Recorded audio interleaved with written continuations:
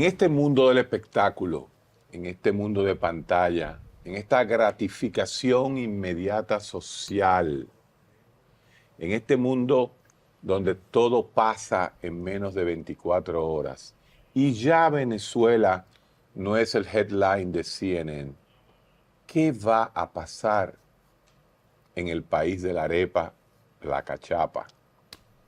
Para eso hoy tenemos por primera vez, ¿en cuántos meses, Ricardo, un invitado? Un invitado que sabe mucho de política internacional y justamente nos va a transmitir ciertas informaciones que como uno no conoce. Y a mí me toca hoy hacer las preguntas estúpidas. Ricardo. Buenos días a todos los amigos de Panorama Semanal. Tenemos invitado de lujo, una persona que es un académico y conocedor de este tema. Y siempre es bueno que sean los expertos los que opinen principalmente, no los únicos, pero los que opinen sobre los temas que son de interés y también que son complejos, como este caso, que es bastante complejo, el caso de Venezuela. El señor Calcaño. Alvin Calcaño. Elvin. ¿Tú eres Elvin. ¿Tú eres familia de Calcaño, el famoso? ¿Cuál de ellos? El único Calcaño famoso era el de la lucha libre. Ah, no. ¿Te lo llevaste, Calcaño? Calcaño, ¿tú te acuerdas de eso? Pero los calcaños generalmente eran caucásicos, ¿te acuerdas? Sí. Es que un apellido de allá. Pero yo soy de los calcaños de Sánchez. Sánchez Samaná. Ah, sí. Bien, ahí hay una mezcla. Sí. Elvin, buenos días, estamos en Panorama Semanal. Un honor estar aquí, Ricardo, Héctor. Bueno, vamos a empezar hablando, Héctor. Empecemos primero. Se quedó Maduro.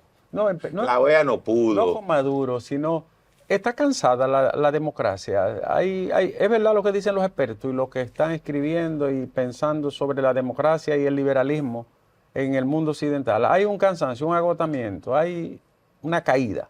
Sí, yo pienso que es uno de los temas a tener en cuenta, ¿no? Cuando queremos conceptualmente situar lo que está ocurriendo en Venezuela y en otras zonas del mundo, que es el agotamiento, ¿no?, de la democracia liberal tal como la conocemos, la democracia liberal que se constituye a partir de las revoluciones burguesas del siglo XVIII y XIX en Europa. Y tiene mucho que ver el hecho de lo que algunos autores señalan, Piketty, entre otros, David Harvey, que es el desanclaje social del capitalismo actualmente. Y aquí hay un punto que a mí me parece clave. Desanclaje social del capitalismo, que es un capitalismo socialmente desanclado cuando pasa de la producción a la gestión del dinero. Es un capitalismo centrado en las finanzas y que por lo tanto estructuralmente provoca que no haya un vínculo necesario entre acumulación y bienestar para la mayoría de la gente. Eso que Klaus, que Offe decía, ¿no?, del pacto entre capital y trabajo, que da lugar al estado de bienestar europeo en el contexto del final de la Segunda Guerra Mundial, y que es lo que logra crear la gran clase media de esos países centrales, ¿no?, del Atlántico Norte, Estados Unidos, Inglaterra, Francia, Alemania.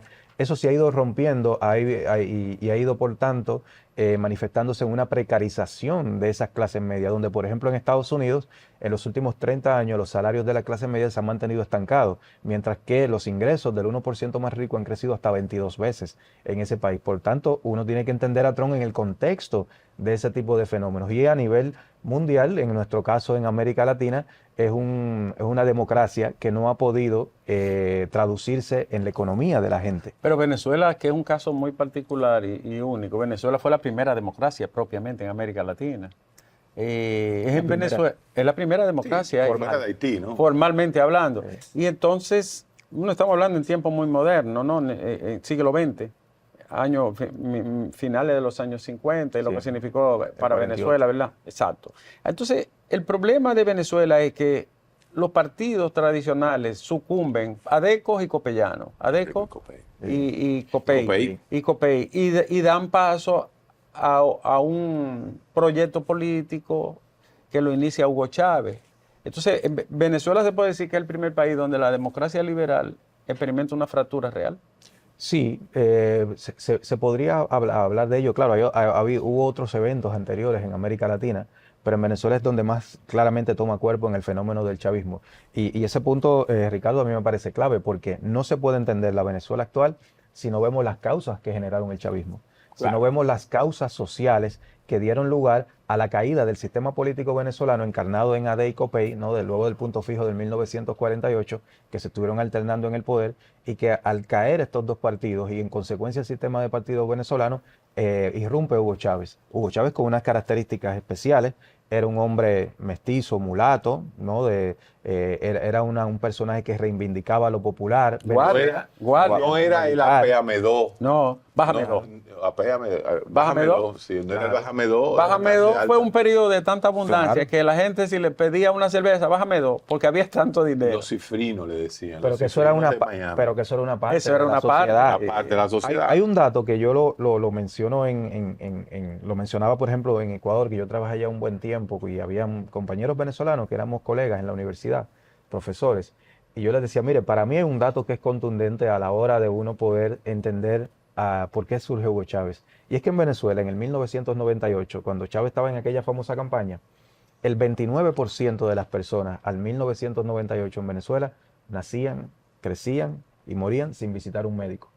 Eso es un dato. 28%. 29% de los venezolanos. Un 30% casi de los venezolanos nunca fueron a un médico. Nunca fueron a un médico en el 1998. Por eso trajeron cubanos. Luego de Hugo Chávez, la cobertura casi llegaba al 100%, reconocido por la UNESCO en su momento. Entonces, hay que tener en cuenta ese tipo de elementos para poder ver, en mi criterio, este tipo de fenómenos y dinámicas como son, sin embargo, y no como uno quisiera que fuera. Sin embargo, el presente y la realidad es que ese pueblo está fatigado. Usted puede verlo y puede filosofarlo de la manera que usted quiera, pero es un pueblo fatigado que tiene casi 8 millones de almas fuera de su territorio. Pero vamos a la lógica. Vamos a la lógica y a la realidad real. Si tú sacas los PLDistas y el FP, se van 7 millones de ellos. Y el gobierno de Luis se queda en unas elecciones sin los 7 millones de PLDistas que se fueron. Definitivamente Maduro tiene una base popular. ¿De cuánto es esa base popular que apoya a Maduro, que está en el poder, como se dice? Más o menos, ¿qué base tiene Maduro para enfrentar una guerra civil, que es lo que puede venir ahora mismo? Aproximadamente, según datos que he conocido muy de cerca, hay entre 4.5 y 5 millones de votantes chavistas todavía. Convencido. Todavía le llaman chavista para mantener el branding Chávez, pero son maduristas. Se identifican como chavistas, claro, y ya Maduro desde el 2013 es el líder visible, ¿no? Y el presidente. Pero sí hay una base social. El chavismo yo lo inscribo dentro de los sectores de esa izquierda que surge a partir de Chávez en el 98, que terminó fracasando. La experiencia venezolana es la historia de un fracaso, por todos los errores que cometieron, por los excesos, por haber permitido tanta corrupción en un momento dado, por el giro que dieron al autoritarismo, por un sinfín de cosas. Es la experiencia de un fracaso. Sin embargo, hay que tener en cuenta que tienen una base social, hay un sujeto político histórico chavista todavía inscrito en las clases populares venezolanas, en Petare, Antímano, en ese tipo de sectores, y que, por cierto, una de las cosas que ha creado condiciones para que estén en la posición de debilidad, porque, ojo, tienen una base de unos 4 o 5 millones de personas sobre una población de 30 millones o los 28 millones. Por lo tanto, son una minoría hoy día que detenta el poder a partir de esa condición minoritaria. Pero es un sujeto político que está ahí, y lo que quería señalar es que, de hecho, una de las causas de que el chavismo esté en la situación actual de debilidad y Maduro y cada vez tengan que intensificar más el factor autoritario es por el hecho de que los sectores opositores le han disputado a las clases populares. Hoy la mayoría de la gente en las clases populares venezolanas, en Petare había un cacerolazo, que es el barrio más grande de América Latina y que es el mítico barrio, ¿no?, del chavista. Ahí hubo un cacerolazo el martes, el lunes. Masivo. Y eso es un dato contundente para uno poder ver que ya ellos han perdido una parte de esa base popular. Pero si a 90 kilómetros de Estados Unidos se ha mantenido un régimen cubano y los cubanos están metidos en Venezuela, tampoco van a poder salir. No, pero perdóname, pero no, sabes que son contextos distintos. Cuba, por eso yo dije, yo iba a hacer las preguntas estúpidas. No, aquí, Cuba es otra cosa. Otra cosa. O sea, Cuba es primero, Cuba ya no es nada. No, es otra cosa. Lo que Cuba hizo en un momento determinado no lo hizo ni un imperio. Cuba ayudó a derrumbar el racismo, a la apartheid en África, viejo. Y fue el único país que reivindicó a Nelson Mandela. Y Cuba mandó... Cuando Mandela lo reconocían como terrorista. ¿Entonces cuál fue el país que visitó Mandela primero en el mundo? ¿Cuál fue? Entonces Cuba es otra cosa, no me lo mezcles. Sí, pero Cuba no es lo mismo. No es lo mismo de hace 30 años. Pero hay una historia, hay un respeto universal. Pero no es lo mismo esto. Es que un tipo que llega al poder y te dice que está hablando con un pajarito. No, por favor, no es lo mismo. Entonces, el presente, ¿qué va a pasar aquí? Yo lo que veo desde el punto de vista del objetivo de los elementos que hay sobre la mesa, que no se está discutiendo, me parece, con el enfoque debido el tema venezolano. Maduro hoy es más fuerte que en el 2019. ¿Es más fuerte que en el 19? Claro, nos guste o no, porque... La OEA no pudo con él hoy. Es más fuerte en el 2019 porque primero... las condiciones en las que está Estados Unidos hoy día, en medio de un proceso electoral, ellos tienen que cuidar mucho el tipo de recorrido y en lo que pueda desembocar la crisis venezolana, que entre otras cosas puede desembocar en otra crisis migratoria que genere una presión en Estados Unidos, migratoria efectivamente, que le dé músculo discursivo a Donald Trump. Y ellos tienen que cuidar mucho sus condiciones internas en la disputa que tienen los demócratas con Donald Trump. Por lo tanto, no van a querer que eso termine en una crisis migratoria. Tienen que cuidarse por ahí. Por otro lado, en Venezuela hoy día hay una penetración importante de intereses turcos, de Indonesia, de Rusia, Irán, de China, mucho más consolidados que lo que había en el 2019. ¿Cómo se manifiesta? ¿En inversión o negocio? ¿Qué tipo de...? Sí, negocios, y es a partir de esos intereses que Venezuela... Eso complica más, ¿no? Claro, eso complejiza el escenario y le da un poder.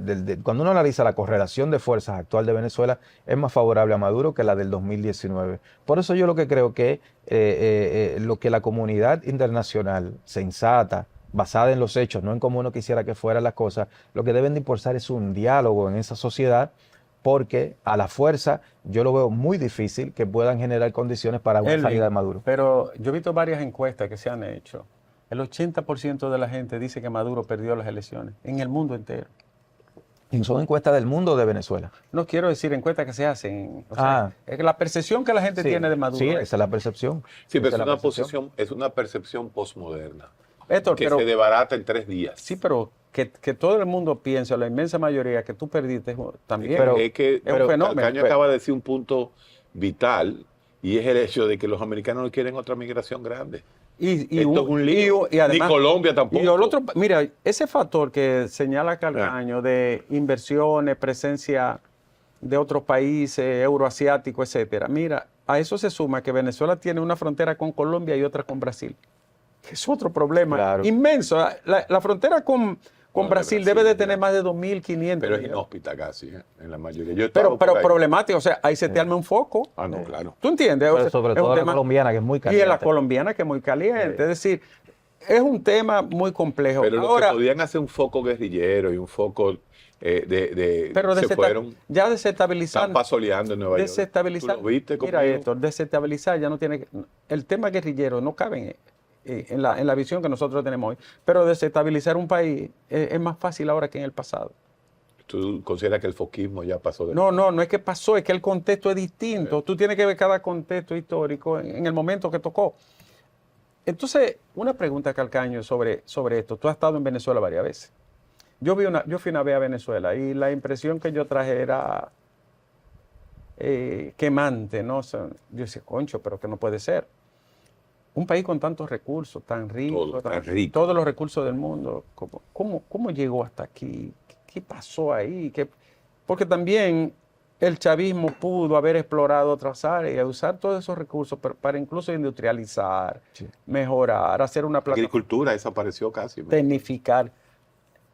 En Venezuela el 98% de la dependencia económica era del petróleo. Nosotros le vendimos un país con Caraota. Entonces, todavía. ¿Qué tú vislumbras? Aparte de lo que tú señalas de cuando hay crisis, o hay guerra, o hay el uso de la fuerza por cualquier vía, o hay negociación o acuerdo. ¿Y qué tú vislumbras?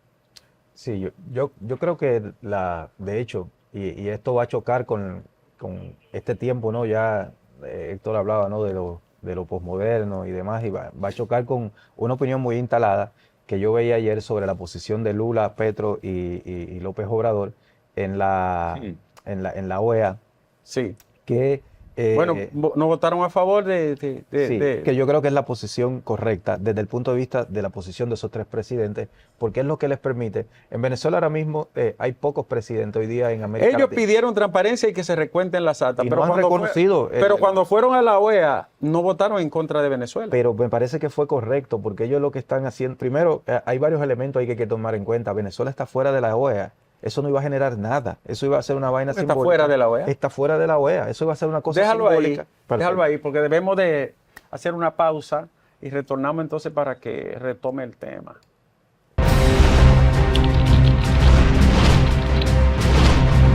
Comunícate con nosotros y síguenos a través de nuestras redes sociales. @MediosPanorama en Instagram, Facebook, Twitter y YouTube. Escríbenos a nuestro correo electrónico noticias@mediospanorama.com o llámanos al 809-475-2525. Somos Medios